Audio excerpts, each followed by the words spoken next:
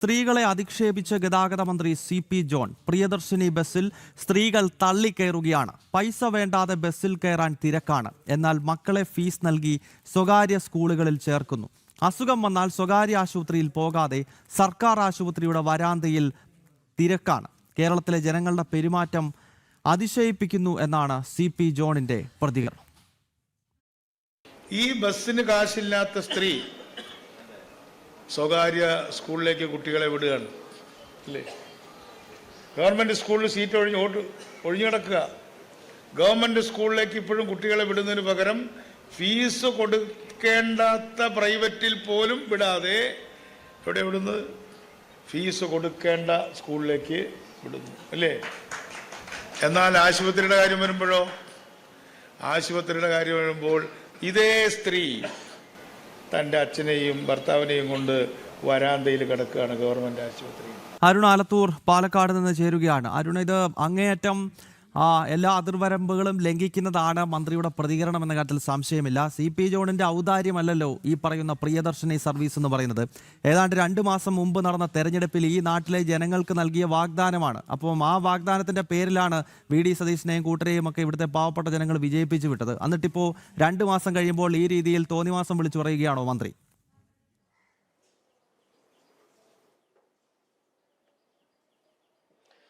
ഗൗതം, തീർച്ചയായിട്ടും അത്തരത്തിൽ തന്നെയാണ്. ഈ ഗതാഗത വകുപ്പ് മന്ത്രിയുടെ ഭാഗത്തു നിന്നാണ് ഇത്തരത്തിൽ സ്ത്രീകളെ പൂർണ്ണമായും അധിക്ഷേപിച്ചുകൊണ്ടുള്ള ഒരു പരാമർശം ഉണ്ടായിരിക്കുന്നത്. ഈ പ്രിയദർശിനി സർവീസ് എന്ന് പറയുന്നത് എന്തോ സർക്കാരിന്റെ ഔദാര്യമാണ് എന്ന തരത്തിലുള്ള പ്രതികരണമാണ് മന്ത്രിയുടെ ഭാഗത്തു നിന്നുണ്ടായിരിക്കുന്നത്. ഈ ബസ്സിൽ, ട്രാൻസ്പോർട്ട് ബസ്സിൽ സ്ത്രീകളുടെ തള്ളിക്കയറ്റമാണ് ഇപ്പോൾ കാണുന്നത്.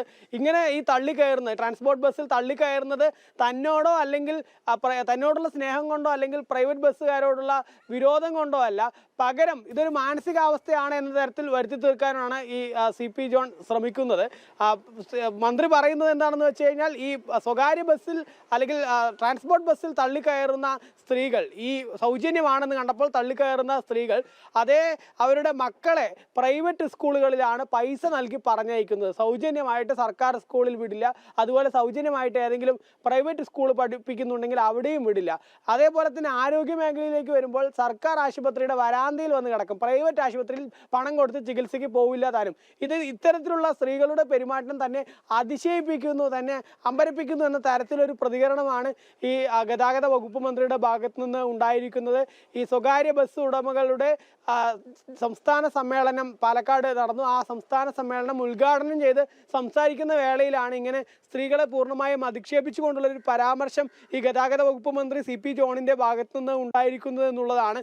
ഏതായാലും നമുക്കറിയാം, ഈ പ്രിയദർശിനി സർവീസ് നേരത്തെ ഗൗതം പറഞ്ഞതുപോലെ തന്നെ ഈ UDF ഈ ജനങ്ങളെ മുഴുവൻ പറഞ്ഞു പറ്റിച്ച് ഇങ്ങനെ സ്ത്രീകൾക്ക് എല്ലാ ബസ്സിലും സൗജന്യമാണ് എന്നൊക്കെ പറഞ്ഞു പറ്റിച്ചായിരുന്നു തെരഞ്ഞെടുപ്പിന് നേരിട്ടത്. അതേ സ്ത്രീകളുടെ പിണറായി വിജയന്റെ ഭരണം കേരളത്തിലെ ജനങ്ങൾ അവസാനിപ്പിച്ചതിന്റെ ഒരു കാരണം അങ്ങേയറ്റത്തെ ധാർഷ്ട്യവും അഹങ്കാരവുമായിരുന്നു. മുഖ്യമന്ത്രി തന്നെ മാധ്യമങ്ങളോട് കടക്ക് പുറത്തെന്ന് പറയുന്നു. ചോദ്യങ്ങൾ ചോദിക്കുന്ന ആളിനോട് വീട്ടിൽ പോയി ചോദിക്കട എന്ന് പറയുന്നു. അങ്ങനെ പിണറായി വിജയനെ മടുത്തു. അയാളുടെ ധാർഷ്ട്യം മടുത്തിട്ടാണ് VD സതീശനെ കയറ്റിയത്. ഇപ്പോൾ നോക്കൂ, VD സതീശൻ കഴിഞ്ഞ ദിവസം കാണിച്ചത് കണ്ടില്ലേ? ദുരിതത്തിൽ ഒരു ജനത മുഴുവൻ ദുരിതത്തിൽ വീണ് കിടക്കുമ്പോൾ ഇയാൾ മലപ്പുറത്ത് പോയിട്ട് ബിരിയാണി കഴിക്കുകയാണ്. എന്നിട്ട് അത് ചോദിക്കുന്ന മാധ്യമപ്രവർത്തകരുടെ നേരെ മക്കിട്ട് കയറുകയാണ്. അപ്പോൾ സ്വാഭാവികമായിട്ടും പിണറായി വിജയന്റെ അതേ വഴിയെയാണ് ഇപ്പോഴത്തെ മുഖ്യമന്ത്രിയും മന്ത്രിമാരും പോകുന്നത് എന്ന് വേണമല്ലോ ഈ മുഖ്യമന്ത്രിയുടെ ആണെങ്കിലും ഈ പറയുന്ന CP ജോണിന്റെ ഒക്കെ ആണെങ്കിലും ഇപ്പോഴത്തെ ധാർഷ്ട്യത്തിലൂടെ മനസ്സിലാക്കാനായിരുന്നു.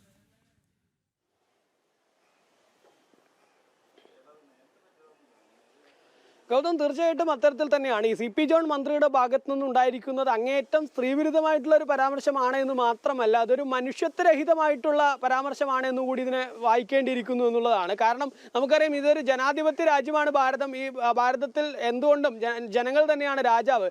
അതുകൊണ്ട് തന്നെ ജനങ്ങളുടെ നികുതി പണത്തിൽ നിന്ന് ഒരു സർക്കാരിൻ്റെ ബസ് സർവീസ് നടത്തുന്നു. അതിൽ അധികാരത്തിൽ വരാൻ വേണ്ടി UDF തന്നെ പറയുന്നു സ്ത്രീകൾക്ക് സൗജന്യമായിട്ട് KSRTCയിൽ നൽകും എന്ന് മാത്രം മാത്രമല്ല എവിടേക്ക് വേണമെങ്കിലും പോവാം, നാട് മുഴുവൻ കേരളം മുഴുവൻ സഞ്ചരിക്കാം, വിനോദയാത്ര വേണമെങ്കിൽ നടത്താം, ക്ഷേത്രത്തിലേക്ക് പോവാം എന്നൊക്കെ പറയുന്നത് KC വേണുഗോപാലും അതുപോലെ തന്നെ രമേശ് പിഷാരടിയും ഒക്കെ ചേർന്ന് ഈ തെരഞ്ഞെടുപ്പ് കാലഘട്ടത്തിൽ KSRTC ബസ്സിനകത്ത് കയറി നിന്നാണ് സ്ത്രീകളോട് വാഗ്ദാനം നൽകിയത്.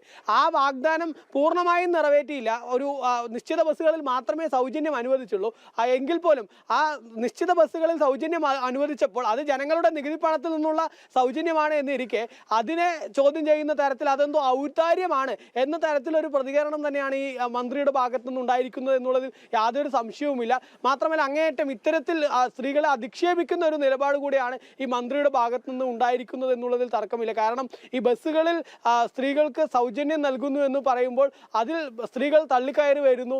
എന്നാൽ പ്രൈവറ്റ് സ്കൂളുകളിലും കോളേജുകളിലും അവർക്ക് പണം നൽകി മക്കളെ വിടുന്നതിൽ ഒരു പ്രയാസവുമില്ല എന്ന് പറയുമ്പോൾ ഇപ്പോൾ പ്രിയദർശിനി സർവീസ് നമുക്കറിയാം കഴിഞ്ഞ തെരഞ്ഞെടുപ്പിലെ UDFന്റെ ഏറ്റവും പ്രധാനപ്പെട്ട വാഗ്ദാനങ്ങളിൽ ഒന്നായിരുന്നു. പക്ഷെ അത് തുടങ്ങിയ ഘട്ടത്തിൽ തന്നെ ആ സർവീസിനെതിരെ വിമർശനങ്ങളുണ്ട്. കാരണം ആദ്യ ദിവസം ഓടിയത്രയും സർവീസുകൾ ഇപ്പോൾ ഓടുന്നില്ല, പല സർവീസുകൾ വെട്ടിച്ചുരുക്കിയിട്ടുണ്ട്, പല ബസ്സുകളും പെട്ടെന്ന് പ്രിയദർശിനി അല്ലാതെയായി മാറി. അങ്ങനെ ഒരു ഭാഗത്ത് ഈ പ്രിയദർശിനി സർവീസ് തന്നെ നേരെ ചൊവ്വേ നടക്കുന്നില്ല എന്ന വിമർശനം ഉയരുമ്പോൾ കൂടിയാണ് ഗതാഗത മന്ത്രിയുടെ ഭാഗത്തു നിന്നും ഈ രീതിയിലുള്ള പ്രതികരണം കൂടി വരുന്നത്.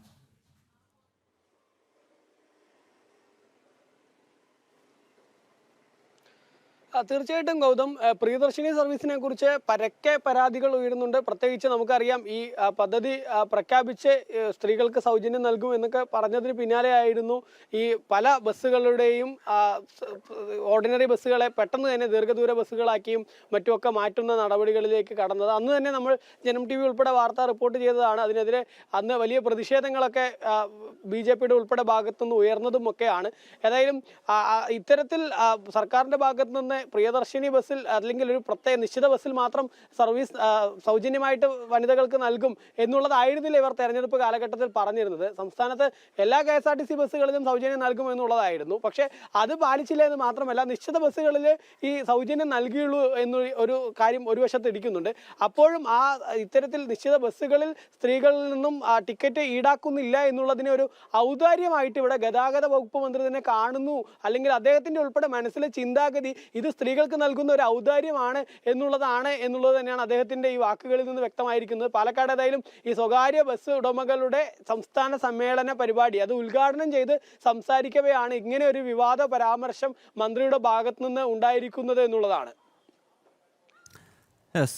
എന്തായാലും വളരെ ദൗർഭാഗ്യകരമായ പ്രസ്താവനയാണ് ഗതാഗത മന്ത്രിയുടെ ഭാഗത്ത് നിന്ന് ഉണ്ടായിരിക്കുന്നത്.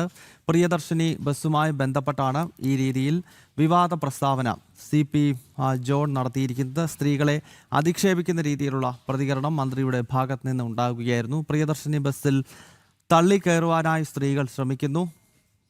ഇതേ സ്ത്രീകൾ തന്നെ സ്വകാര്യ സ്കൂളുകളിലും കോളേജുകളിലും പഠിപ്പിക്കുവാനായി കുട്ടികളെ അയക്കുന്നു. അതിന് അവർക്ക് പൈസയുണ്ട്.